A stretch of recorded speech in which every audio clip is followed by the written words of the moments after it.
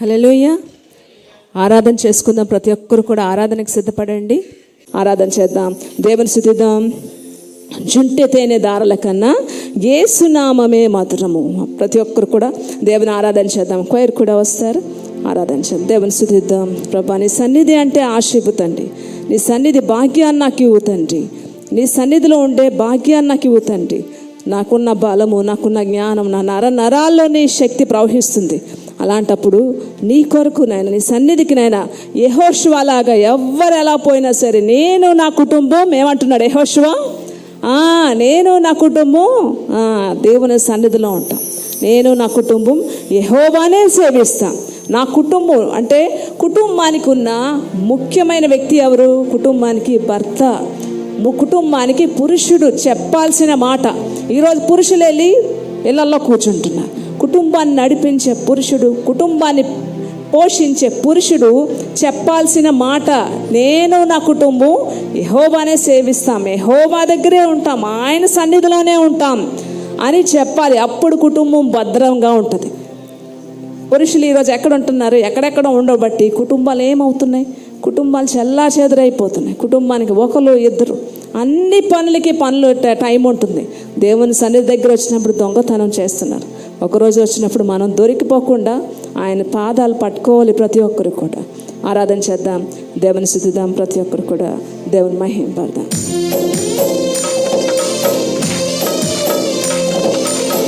ఆయన వాక్యంలోనే మాధుర్యం, ఆయన సేవలోనే మాధుర్యం ప్రతి ఒక్కరు కూడా గ్రహించాలి ఈ పాట ద్వారా.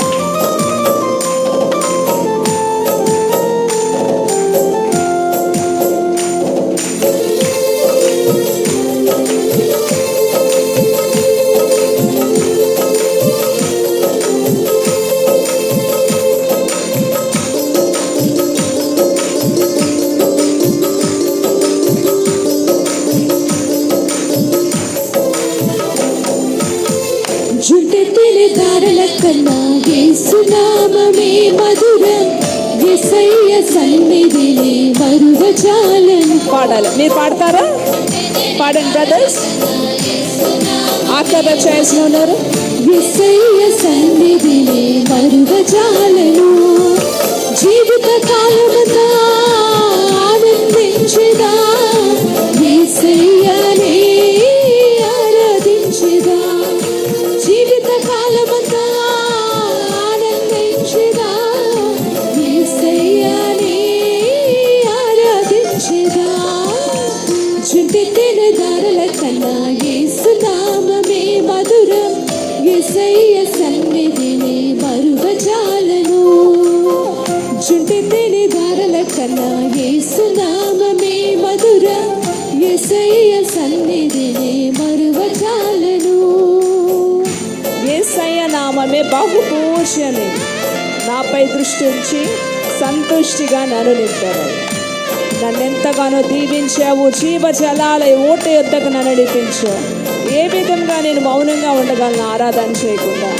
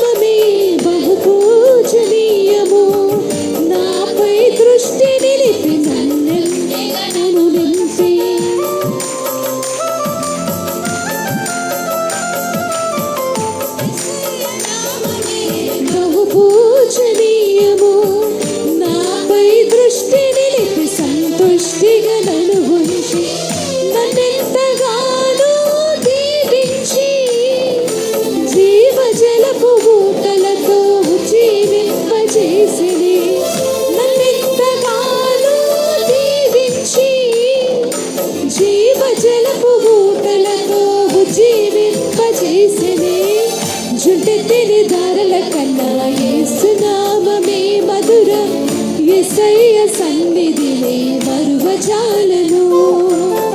జుంటె తేనె దారుల కన్నా యేసునామమే మధురం, యేసయ్య సన్నిధిని మరువజాలను.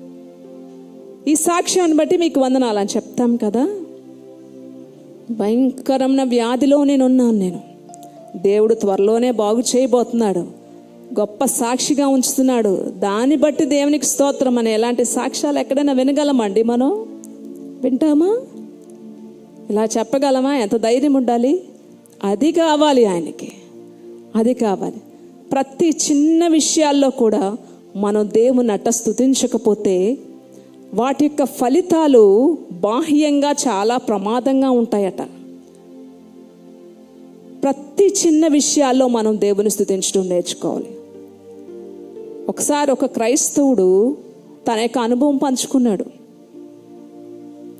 ఆఫీస్కి వెళ్ళగానే ఆ రోజు వర్క్ ప్రెషర్ చాలా ఎక్కువ ఉంది, విపరీతంగా వర్క్ ఉంది. ఆఫీస్ అంతా కూడా, ఆఫీస్లో ఫైల్స్ నిండిపోయాయి,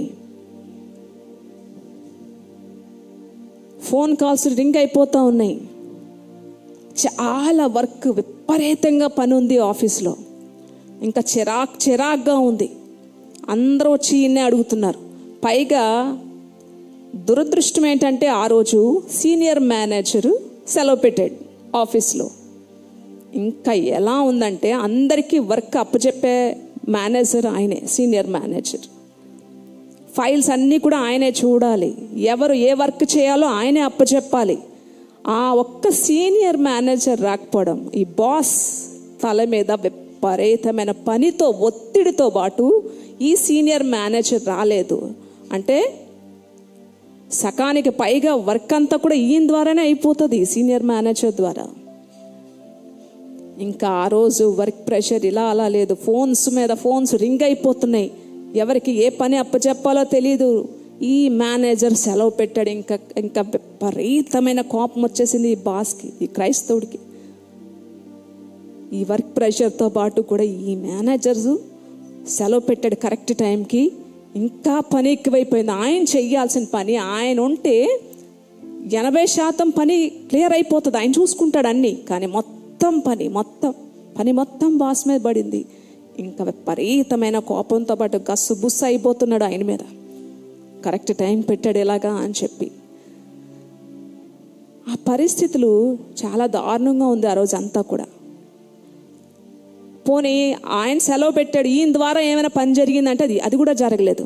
చాలా పెండింగ్ ఉండిపోయింది పని, ఎవరు ఏం చేయాలో అర్థం కావట్లేదు. ఇంకా ఈ ప్రెషర్తో చాలా టెన్షన్, కోపం, విపరీతమైన కోపంతో ఉన్నాడు. అయితే ఈ సెలవు పెట్టిన ఆయన నెక్స్ట్ డే వచ్చాడు. ఈ సీనియర్ మేనేజరు నెక్స్ట్ డే వచ్చాడు. నెక్స్ట్ డే వచ్చి ఏం చెప్పాడంటే, సార్ నేను ఎందుకు సెలవు పెట్టానంటే సడన్గా నాకు ఒంట్లో అస్వస్థతగా ఉండడం వలన నేను హాస్పిటల్కి వెళ్ళి చెక్ చేయించుకున్నాను. నా ముక్కు అంతా కూడా బ్లాక్ అయిపోయి ఊపిరి ఆడకుండా ఉంటుంది ఏంటి అని చెప్పి చాలా నీరసంగా అయిపోయి నాకు ఒంట్లో బాగలేదు సార్. సో నేను డాక్టర్ దగ్గరికి వెళ్ళి చెక్ చేయించుకుంటే స్కాన్ తీసాక నాకు తెలిసిన విషయం ఏంటంటే నా యొక్క ముక్కులో ఒక క్యాన్సర్ కాయ ఉందని డాక్టర్ చెప్పారు. దానివల్ల రక్తం కారడం. ఆ విషయం వినగానే బెంబేలతో భయంతో ఇంటికి వెళ్ళిపోయి ఎవ్వరికీ చెప్పకుండా నిన్న నరక యాతన నేను అనుభవించాను. నా బాధ ఎవ్వరికీ చెప్పుకోలేం సార్, అందుకోసం నేను సెలవు పెట్టాను. ఈరోజు ఆ విషయం మీకు చెప్పాలని నేను వచ్చానని చెప్పగానే ఒక క్రైస్తవుడు అయి ఉండి దేవుని మీద విశ్వాసం ఉంచిన ఒక మంచి క్రైస్తవుడు అయిన బాస్ సిగ్గుపడి తలంచుకొని చాలా ఏడ్చాడట. దేనికోసం నేను అర్థం చేసుకోలేకపోయాను. ఇన్ని పరిస్థితుల మధ్యలో దేవుని స్తుతిస్తే గనుక అక్కడ పరిస్థితే మారిపోను. కానీ ఆ పరిస్థితికి వ్యతిరేకంగా నేను సాతానుడికి చోటు ఇచ్చాను. ఇన్ని విషయాలను బట్టి, ఇన్ని పరిస్థితులు బట్టి, ఇంత ప్రెషర్ను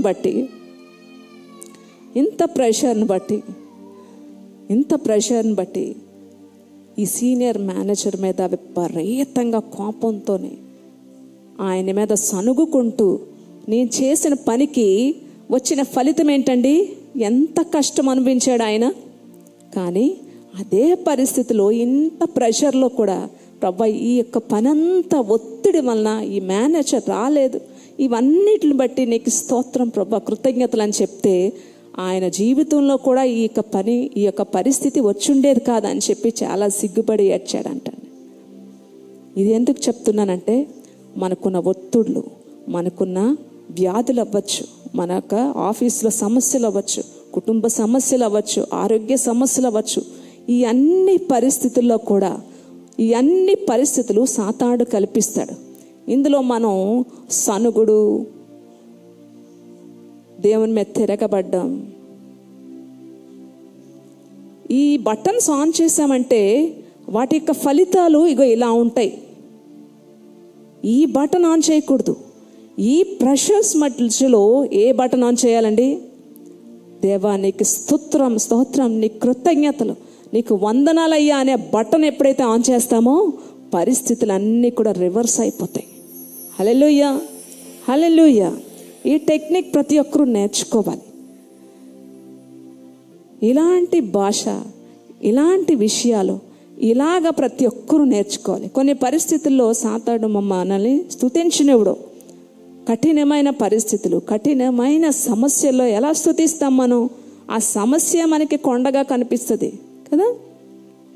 కానీ బూడిదకి ప్రతిగా పూదండ మన మెడలో దేవుడు వెయ్యాలంటే ఏం స్విచ్ ఆన్ చేయాలి?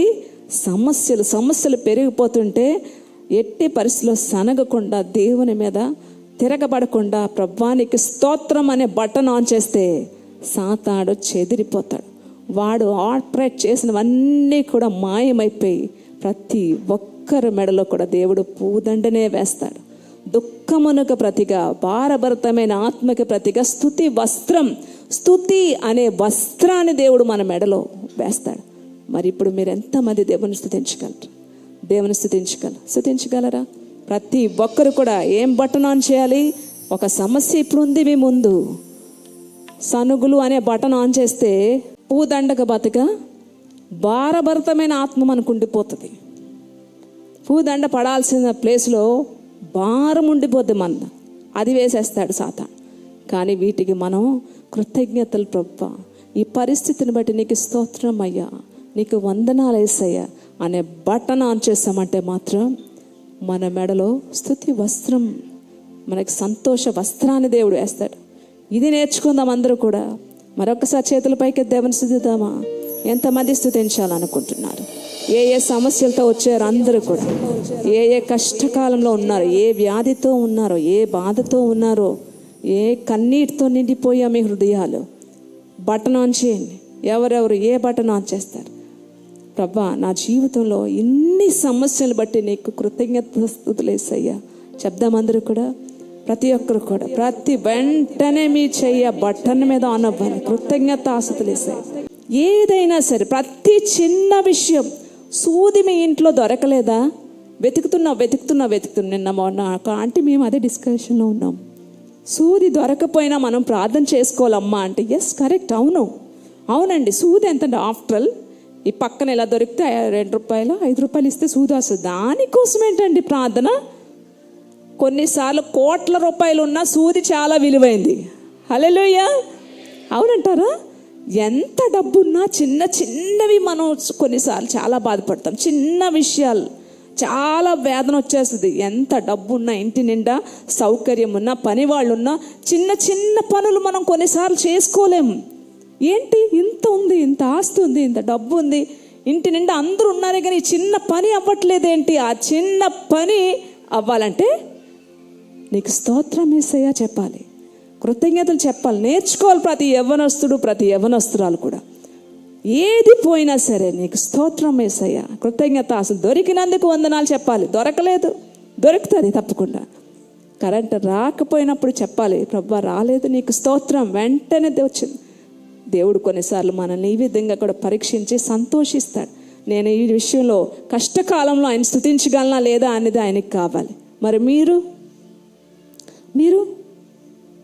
కన్నీటికి జవాబు ఉంది, నీకు వేదన తీరిపోవును. యేసయ్యా విన్నాడమ్మా నీదు కన్నీటి ప్రార్థన. పడాలి. కన్నీటికి జవాబు ఉంది, నీకు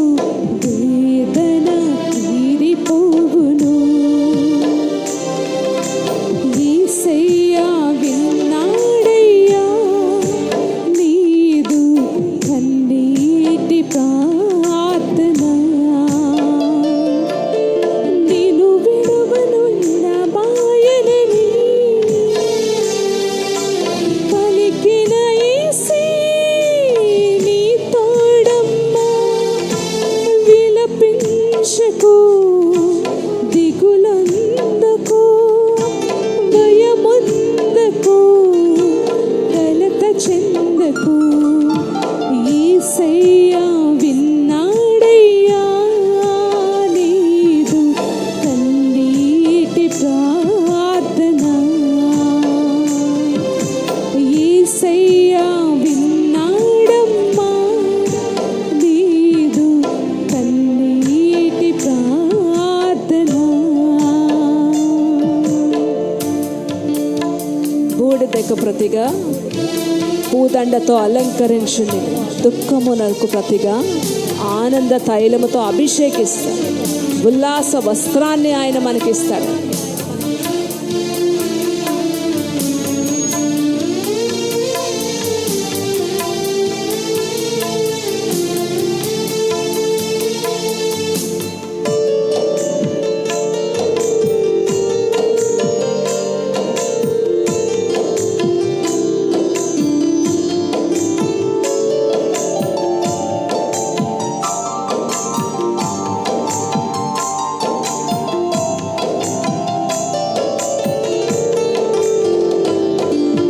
బూడిదకు ప్రతిగా పూదండతో అలంకరించును నిన్ను,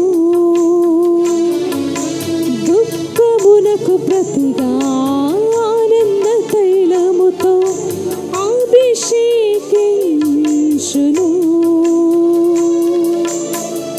ఉల్లాస వస్త్రములు ధరింపచేయును, అవమానములకు ప్రతిగా ఘనతొందెదము.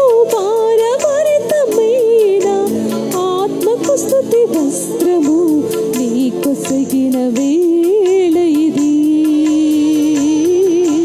నీకొసగిన వేళ ఇది.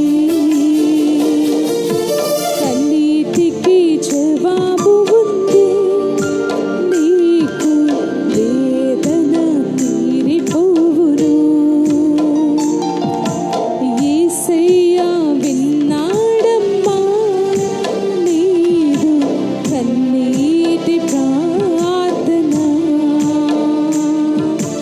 నేను విడువను ఎడబాయనని పలికిన యేసే నీ తోడమ్మా. విలపించకు, దిగులొందకు, భయముందకు, కలత చెందకు. యేసయ్యా విన్నాడయ్యా,